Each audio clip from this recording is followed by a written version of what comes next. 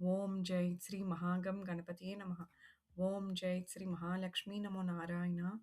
Today we will try to hear the slokas from Goddess Sri Lakshmi Sahasranamam from 116 till 120 slokas and learn them.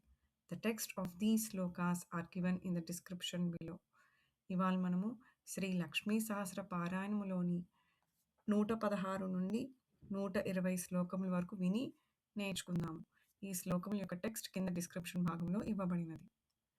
సర్వ ప్రమాణ సంపత్తి సర్వరోగ ప్రతిక్రియా బ్రహ్మాండాంతర్బహిర్వ్యాప్త విష్ణు వక్షో విభూషిణి సాంకరీ విధివక్త్రస్థ ప్రవరా వరహేతుకీ हेममाला शिखामाला त्रिशिखा पञ्चलोचना सर्वागम सदाचार मर्यादा यातु भञ्जनी पुण्यश्लोक प्रबन्धाढ्या सर्वान्तर्यामि रूपिणी सामगान समाराध्या श्रोत्रकर्णरसायनं जीवलोकैकजीवातु भद्रोदारविलोकना तडित्कोटिलसत्कान्ति स्तरुणी हरिसुन्दरी